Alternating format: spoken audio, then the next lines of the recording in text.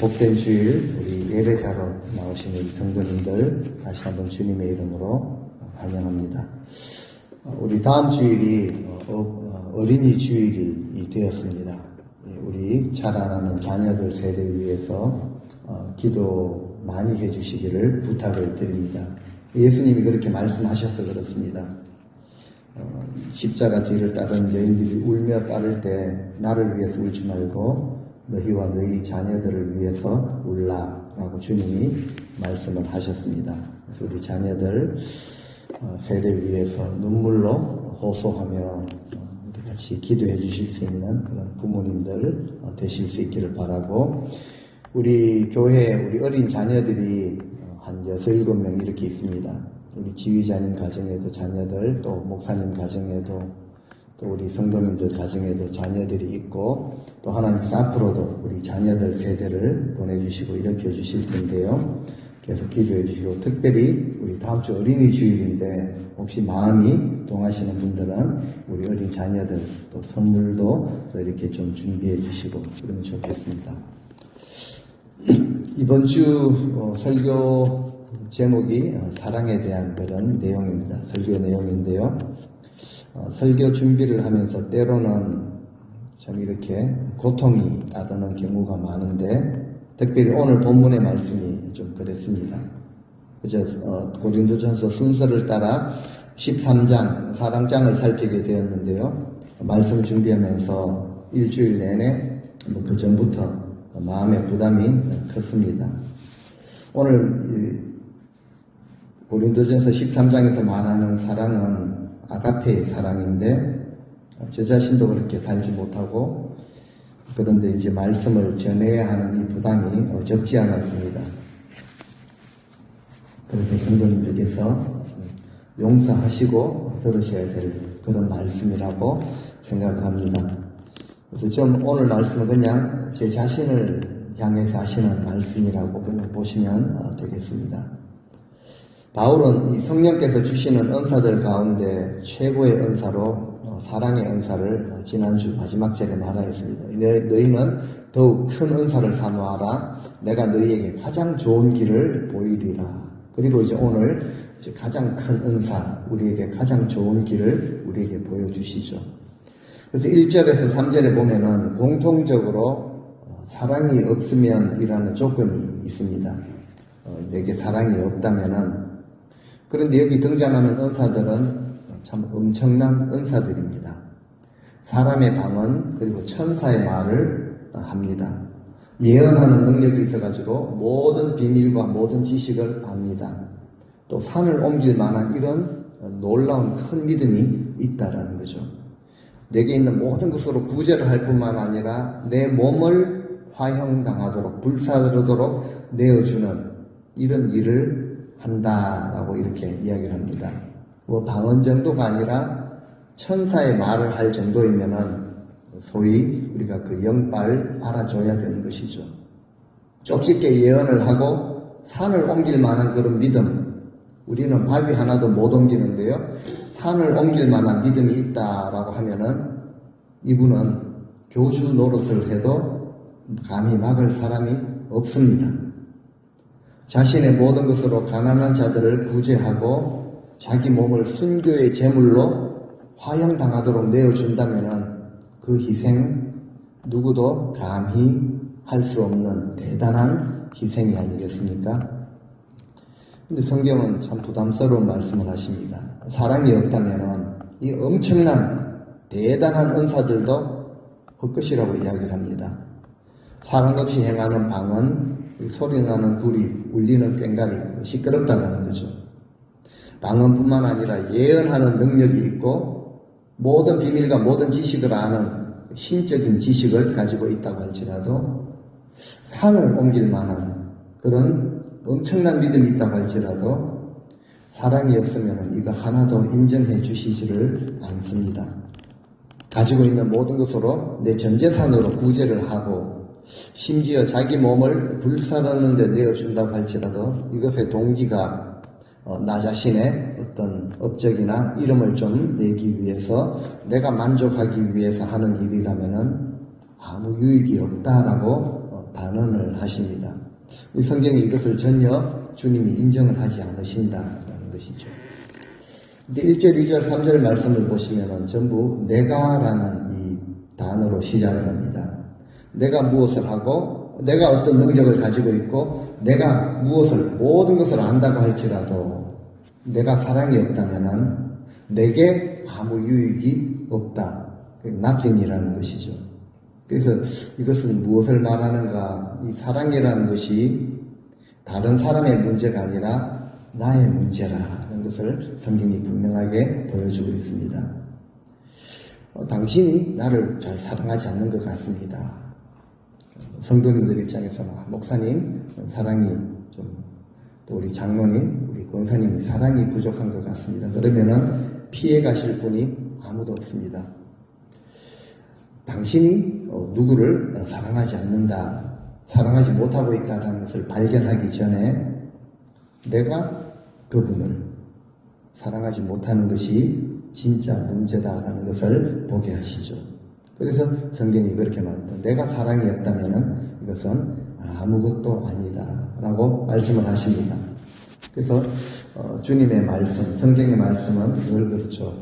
다른 사람 보기 이전에, 다른 사람 눈에 티끌 보기 이전에 자신의 눈에 들어있는 들보를, 자기 자신을 먼저 보라라고 주님도 그렇게 말씀을 하십니다. 그 하나님은 어떤 일의 현상이나 결과를, 어떤 결과를 가졌나 이런 것을 보시는 분이 아니라 마음의 동기, 가지고 있는 그 의미를 중요하게, 아주 귀중하게, 소중하게 여기십니다. 우리의 행동이나 관심을 가지고 행하는 어떤 일, 어떤 목적으로 무엇을 이루고자 하는가, 그 모든 것의 동기를 하나님은 보고 계시고 모든 것을 알고 계십니다. 그래서 우리는 우리 자신의 마음의 중심을 먼저 살펴야 하는 것이죠. 왜냐하면 하나님께서 모든 것을 보고 계시기 때문에 그렇습니다. 그리고 나서 이제 바울이 사랑의 성격에 대해서 쭉 설명을 하는데, 사랑의 속성 15가지, 부정적인 속성도 있고 긍정적인 속성도 이렇게 있는데요. 4절부터 7절까지 이렇게 이야기를 합니다. 사랑은 오래 참고, 4절 같이 한번 읽어보시겠습니다. 사랑은 오래 참고, 사랑은 온유하며 시기하지 아니하며, 사랑은 자랑하지 아니하며 교만하지 아니하며. 사랑은 오래 참는다라는 것으로 시작을 합니다. 오래 견디어내고 온유와 친절과 그 삶에 보니까 선을 행하더라라는 거죠. 이 사람 왜 이래? 저 일을 왜 저렇게 하지? 저거 왜 저래? 뭔가 좀 보는 듯이 단정을 짓지 않는다는 거죠. 사람은 절대로 저 사람은 안 된다라고 그렇게 포기하지 않는다는 것이죠. 사랑은 자기보다 다른 사람을 더 마음에 두고 더 귀하게 여기고 거기에 마음을 더 쓴다는 거죠. 그래서 시기하지 않고 질투하지 아니하고 교만한 마음으로 뽐내거나 거만하게 굴지 않는다라는 것이죠. 무례하게, 5절에 보니까 무례하게 행동하지 않습니다. 자기의 유익을 구하지 아니하고 화를 내거나 성내지 않고 악한 것을 생각하지 않는다라는 거죠. 요즘 질서도 없고 무례함이 극도에 달한 그런 시대인데, 사랑은 다른 사람에게 무례하게 행하는 법이 없다. 자신의 생각이나 방법을 강요하지 않는다는 거죠. 시키는 대로 내 방법대로 하자라고 말하지 않는다는 거죠. 쉽게 화내지 않고 다른 사람의 허물이나 실수, 연약함을 따지지 않는다. 그죠? 6절에도 보니까 불의한 것을 기뻐하지 않는다. 싫어한다는 거죠. 불의한 일이라면은 이것을 나도 멀리하고 진리와 함께 기뻐한다는 거죠. 의롭지 않은데 내게 만족을 주고 내게 어떤 이득이 생긴다고 해서 은근히 그것을 즐기거나 용납하지 않는다. 내게 좀 맞지 않아도 내게 좀 손해가 된다고 할지라도 모든 일이 보니까 그냥 정의대로, 질서대로, 순리대로, 진리 안에서 이루어지는 것을 볼 때 마음에 기쁨이 생긴다라는 것이죠. 진짜 사랑은 불의를 거절합니다. 그리고 진리를 지키면서 그것으로 기뻐한다라는 거죠. 7절 말씀 같이 읽겠습니다. 모든 것을 참으며 모든 것을 믿으며 모든 것을 바라며 모든 것을 견디느니라. 주님이 우리를 대하시는 방법 같습니다. 모든 것을 참아주시고 모든 것을 믿어주시고 모든 것을 소망하고 바라고 계시고 모든 것을 견디어 주셨죠. 그래서 우리가 사랑이라는 것은 내가 좀 손해보더라도 모든 것을 참고 덮어주고 나를 실망시킨 사람이라고 하더라도 모든 것을 그 신뢰 관계를 끊지 아니하고 하나님께서 우리 주님의 성령께서 나를 변화시켜 주시리라 라는 것을 믿고 모든 것을 인내하는 것이 바로 사랑이라고 하십니다.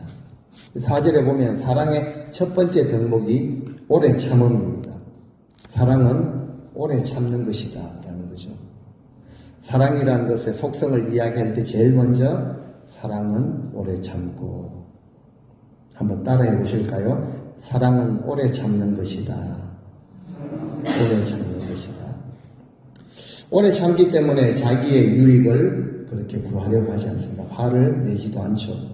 그런데 어느 정도 참는가 보니까 성경은 7절에 모든 것을 참고 모든 것을 바라고 그냥 모든 것을 견디어내는 것이 사랑이라 라고 하십니다. 그래서 오래 참게 되면 결국 그 사랑의 열매를 맺게 됩니다. 그럼에도 불구하고 문제는요, 우리가 오래 참는 것이 생각처럼 말처럼 쉽지 않다라는 거죠. 더욱이 요즘처럼 참지 못하는 시대에 더욱 그렇습니다. 우리는 말을 참지 못하죠. 생각나는 대로 그리고 눈에 보이는 대로 말을 하는 현실입니다. 자신의 욱하는 성질도 참지 못하는 모습이 있죠. 그러면서도 다른 사람의 이 못마땅한 행동은 견디지를 못합니다. 한마디 내가 쏘아 붙여야지 직성이 풀리는 이런 현실 아니겠습니까? 근데 사랑을 외친다라는 것은 마치 아프리카 오지 땅에서 선교사의 삶을 사는 것과 같이 먼 남의 얘기로, 다른 사람의 얘기로 들릴 뿐이다라는 것이죠. 이것이 안타까운 현실입니다. 그런데 요한계시록 1장 9절을 보면은 사랑의 사도라고 불렸던 요한이 자신의 그 살아온 삶, 생애를 가리켜서 이렇게 고백을 하고 있습니다.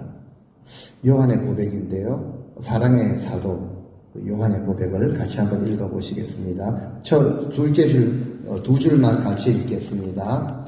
나 요한은 너희 형제요 예수의 환난과 나라와 참음에 동참하는 자라. 그 자신에 대해서 어떻게 고백을 하는가 하면은 예수의 환난과 나라와 예수의 나라, 주님의 나라를 바라고 있었죠. 그래서 그 참았습니다. 그 나라가 이루어지기까지 참음에 동참한 자였다라고 고백을 합니다. 요한이 실제로 그렇게 살았다라는 거죠. 요한이 참는다, 참았다라고 고백을 하고 오늘 본문의 바울은 모든 것을 견디어낸다라고 이렇게 말을 하는 단어가 같은 단어입니다.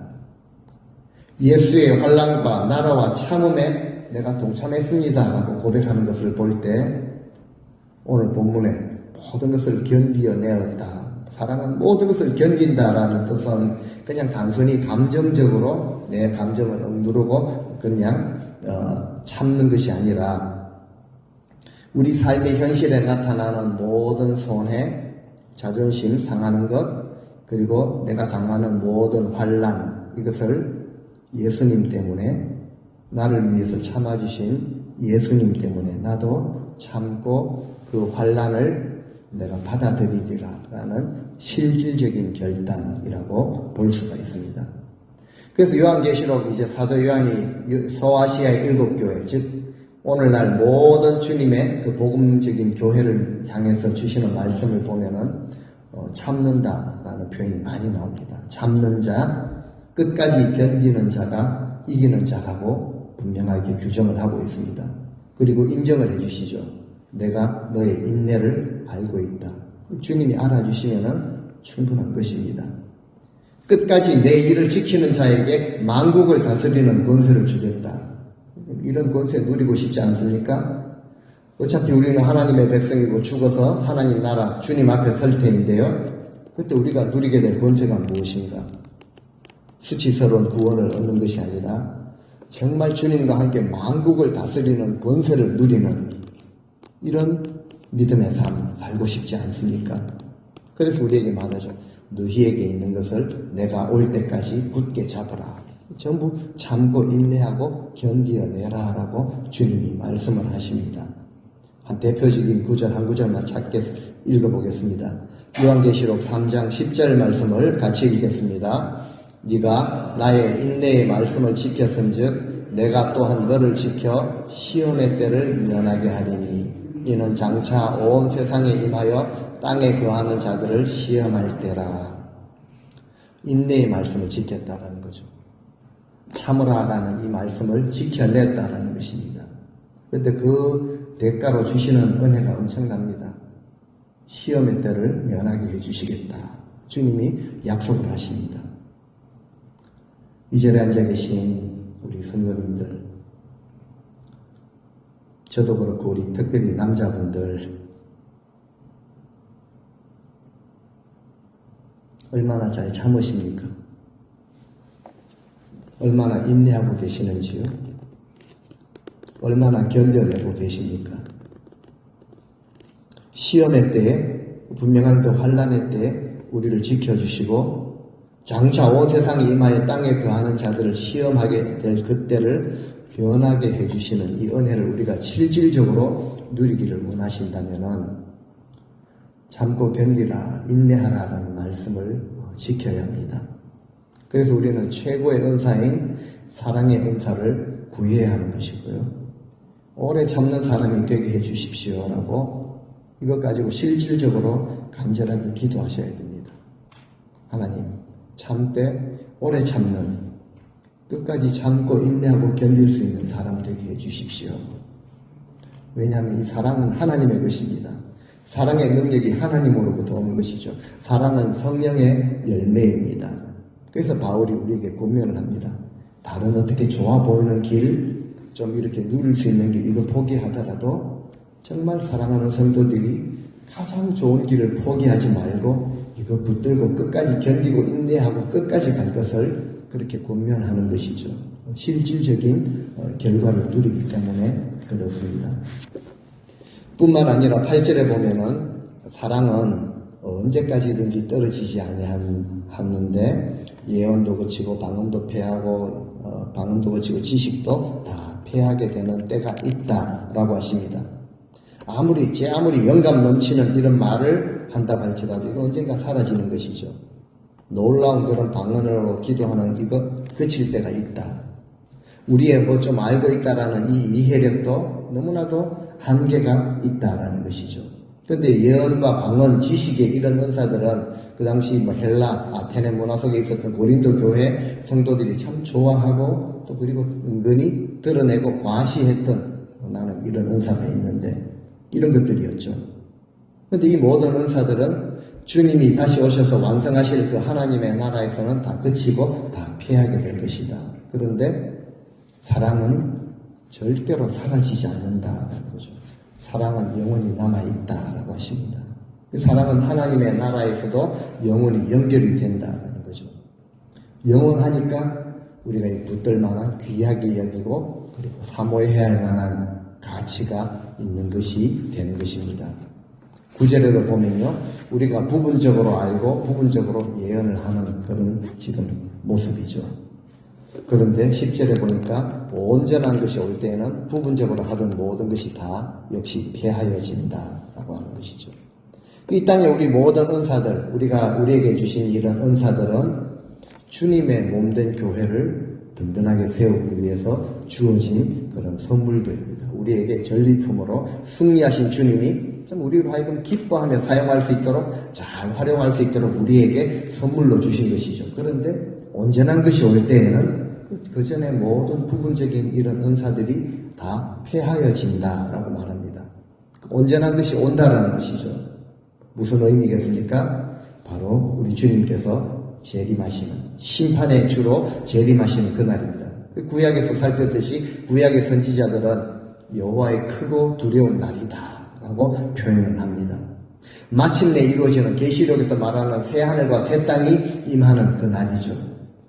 예언도 그치고 방언도 패하고 지식도 다 패하게 될 것입니다. 주님이 다시 오시는 그 세계 속으로 완전히 다 녹아서 사라지는 것들이다. 10절에도 온전한 것이 올 때에는 부분적으로 하던 것이 다 패하게 될 것이다. 부분적으로 받은 은사들, 부분적으로 알고 있던 단편적인 모든 것들은 다 폐하질 것이다. 온전한 것이 그것을 모든 것을 다 감싸버린다는 거죠. 그러니까 굉장히 좋은 것이고 가장 좋은 것이고 귀한 것입니다. 바로 사랑이죠. 끝까지 남는 것이기 때문에 이것을 붙들어야 합니다. 그러면서 11절에 이런 표현을 하시죠. 11절을 같이 읽겠습니다. 내가 어렸을 때에는 말하는 것이 어린아이와 같고 깨닫는 것이 어린아이와 같고 생각하는 것이 어린아이와 같다가 장성한 사람이 되어서는 어린아이의 일을 버렸노라. 이 땅에서 모습을 좀 이렇게 좀 어린아이와 같다라고 말씀을 하십니다. 제법 인생의 그 원리를 좀 깨우치고 생각이 좀 깊고 좀 멀리 좀 내다본다. 지혜롭게 내가 말을 좀 한다라고 생각할지 몰라도 성경은 이것은 어린아이의 모습이다. 그런데 이런 어린아이의 모습을 가지고 끝까지 갈 수는 없는 것이죠. 이 땅에서는 여러 가지 은사들이 필요합니다. 그런데 장성한 정말 성숙한 믿음의 분량에 이르게 되면은 오히려 가장 좋은 것, 가장 귀한 것, 가장 큰 은사를 구해야 하는데 그것이 바로 사랑이라는 것이죠. 그래서 혹시 어떤 분들은 사랑, 이 아가페의 사랑, 세상은 전부 에로스의 사랑을 노래하고 목매이고 이렇게 하지만요. 하나님이 말씀하시는 이 아가페의 사랑에 대해서 어떻게 생각을 하시는지 모르겠습니다. 혹 어떤 분들은 사랑의 은사를 내가 많이 받아서 은혜를 이렇게 끼치고 참 이런 삶을 살면은 좋겠지만 그렇게 사는 삶은 내 손해다라고 생각하는 분들이 계실지 모르겠습니다. 왜냐하면 내가 더 희생해야 되고 내가 가진 것으로 부적을 해야 되고 내가 더 참아야 되고 내가 손해봐야 되는데 신앙생활 참 어렵다. 이런 신앙생활이라면 참 어려운 것 아닌가? 희미하다. 잘 안 보인다. 잘 모르겠다. 지금 내 모습이 최상은 아니라도 지금 이 좋은 곳에서 좀 편안하게 잘 누리고 살고 있는데 이대로가 좋은데 무슨 사랑의 은산이 최고의 은산이 가장 좋은 길이라느니 차라리 그냥 이대로 사는 것이 좋습니다. 라는 생각이 드실지 모르겠습니다. 그래서 바울이 12절에 이렇게 말씀을 하십니다. 같이 한번 읽겠습니다. 우리가 지금은 거울로 보는 것 같이 희미하나 그때에는 얼굴과 얼굴을 대하여 볼 것이요 지금은 내가 부분적으로 아나 그때에는 주께서 나를 아신 것 같이 내가 온전히 알리라. 아멘. 지금과 그때를 분명하게 대조를 시키고 있죠. 지금은요 이거 뭐 손해 아닌가 뭘 그렇게 살면 좋죠. 어차피 교회 다니면서 보기도 좋고 좀 사람들도 알아줄 것 같고 거울로 보는 것 같이 희미합니다. 확실치 않다는 거죠. 그 당시에 거울은 청동 거울이었습니다. 잘 닦아가지고 봐도 좀 희미하게 보였죠. 그래서 이렇게 살아가는 신앙생활이 맞나 안 맞나 희미하지만 그때는요 확실한 그때는요 주님이 다시 오시게 되면은 얼굴과 얼굴을 가까이서 대해서 보는 것처럼 주님의 말씀이 진리였다. 그리고 주님의 말씀이 성취가 되었다라는 것을 분명하게 온전하게 보게 될 것입니다. 사랑이 가장 귀한 은사였구나. 사랑이 가장 가치 있는 것이었구나라는 것을 분명하게 알게 된다는 거죠. 지금은 그냥 사랑에 대해서 그냥 아가페에 대해서 그냥 조금 부분적으로 단편적으로 조금 맛을 보는 정도로 이해를 하지만 그때는 어느 정도로 알게 되냐면 주께서 나를 아신 것 같이 주님이 우리를 아시는데 그냥 부분적으로 조금 이런 모습 보면서 나는 이런 인간이야 이렇게 보시는 것이 아니죠. 우리를 온전하게 아시는 것 같이 우리도 온전하게 알게 된다는 거죠. 그때가 되면 하나님의 모든 말씀이 완전한 말씀이었고 분명하게 이루어지는 그 말씀이었다라는 것을 그때가 되면 확실하게 분명하게 온전하게 알게 된다는 거죠. 사랑이 최고의 길이었습니다 라는 것을 확실하게 알게 된다는 것이죠. 그래서 마지막 13절에 이렇게 결론을 내리고 있습니다. 13절 같이 읽겠습니다. 그런즉 소망, 사랑 이 세 가지는 항상 있을 것인데 그 중의 제일은 사랑이라. 믿음이 나오죠. 소망이 나옵니다. 믿음은 무엇입니까? 하나님의 약속, 하나님이 하신 말씀은 그대로 이루어진다라는 것을 믿는 그 믿음. 그래서 믿음장에 보면 히브리서 그 믿음을 최고로 그렇게 다 기록을 하는 것입니다. 하나님의 말씀은 진리고 그대로 다 이루어집니다. 구원과 연결되어 있기 때문에 믿음이 정말 중요하죠.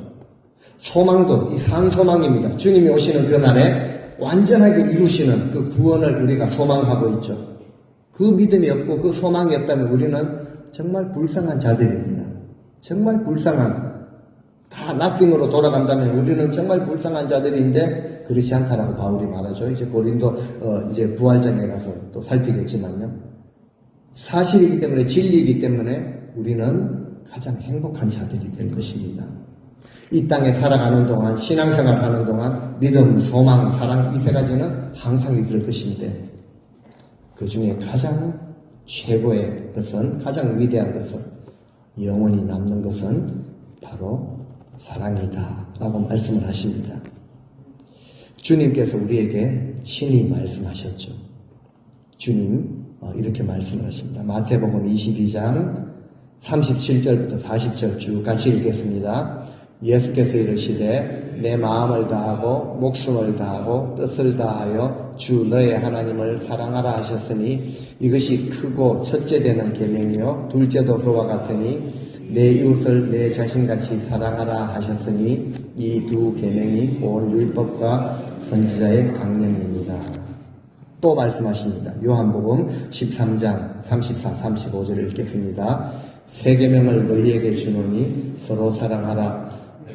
너희를 사랑한 것 같이 너희도 서로 사랑하라. 너희가 서로 사랑하면 모든 사람이 너희가 내 제자인 줄을 알리라. 예, 주님께서 이렇게 말씀을 하십니다. 사랑이 없으면은 아무것도 완성되지 않고 남지 않습니다. 우리가 이 땅을 사는 동안 우리 주님을 닮아간다라는 것은 주님이 교회를 사랑하신 것처럼 주님이 우리를 사랑하신 것처럼 우리도 교만과 이기심을 버리고 주님의 영광, 주님의 나라, 주님의 몸된 교회를 위해서 서로 섬기는 것이죠. 이 땅에서 허락하신 은사를 가지고 서로 섬기며 세워나갑니다. 사랑하는 사람이 된다라는 것이 이것이 바로 주님을 닮아가는 모습입니다. 바울은 이렇게 이야기합니다. 화려하고 사람들이 볼 때는 넘어갈 수 있는 이런 탁월한 은사를 가지고 있고 능력이 많아가지고 엄청난 일을 해낸다고 할지라도 그리고 잘한다고 할지라도 사랑이 없으면 아무것도 아니다. 아무 의미가 없다라고 말합니다. 근데 우리는 오늘날 이 단순한 원리를 까맣게 잊고 살아갈 때가 많습니다. 교회 안에서조차 더 큰 일을, 더 많은 일을 빨리 엄청나게 잘 해나가는 사람들을 선호하죠. 그리고 하나님이 사용하시는 큰 사람이라고 우리는 스스로 그렇게 높여주고 이렇습니다. 근데 성경이 말하는 기준과 정반대로 생각하는 경향이 우리에게 이렇게 강합니다. 세상의 기준과 평가 원리가 들어와가지고 눈에 보이는 기준으로 신앙까지 판단하는 모습이 많죠. 얼마나 열심히 하는가, 몇 명이 모이는가, 헌금이 얼마가 나오는가, 예배당의 크기는, 예산은 얼마인가, 얼마나 좋은 프로그램들, 많은 프로그램들이 뷔페 식당처럼 잘 준비가 되어 있는가, 이런 기준들로 신앙의 수준과 교회의 성공 여부를 그냥 판단해버리죠. 숫자로 모든 것을 다 판단해버립니다. 그런데 성경은 말합니다. 사랑이 없으면 모든 것이 아무것도 아니다. 근데 우리는 아무것도 아닌 것에 관심을 가지거나 목숨 걸 필요가 없다는, 그렇게 해서는 안 됩니다. 확실한 것에 우리의 정말 관심을 가지고 있어야 되죠. 확실한 것을, 가장 좋은 길을 우리에게 보여주셨습니다. 주님도 그렇게 말씀을 하셨죠. 크고 첫째 되는 것을 말씀을 하셨습니다. 우리 하나님을 더 사랑하고 이웃을 내 몸과 같이 더 귀하게 여기고 사랑하고 섬기기 위해서 우리 행하는 우리 삶이 되어야 한다는 거죠. 그 외에는 nothing이라고, 아무것도 아니라고 그렇게 말씀을 하십니다. 사람들은 우리 스스로 만족을 하고 다른 사람에게 좀 보이기 위해서 많은 일을 좀 이루어내려고 거기에 신경을 굉장히 많이 씁니다. 그런데 우리는요, 이것보다는 정말 하나님을 더 깊이, 더 사랑하고 이웃을 내 자신처럼 사랑하는 것에 힘쓸 수 있어야 합니다. 왜냐하면 그렇지 않으면 다른 것은 아무 소용이 없다라고 말씀을 하시기 때문에 그렇습니다. 뭐 조금이라도 인정을 해주시면 좋겠는데요, 성경이 그렇게 말합니다. 아무것도 아니다, 이렇게 말을 합니다. 우리가 볼 때 좀 비효율적인 그런 일이 많죠. 더 수고를 해야 되고 나 자신이 더 인정을 받지 못하고 낮아지는 일이 보니까 이렇게 하면 더디게 진행이 되고 좀 둘러서 가는 것 같이 보이는, 우리가 참지 못하죠.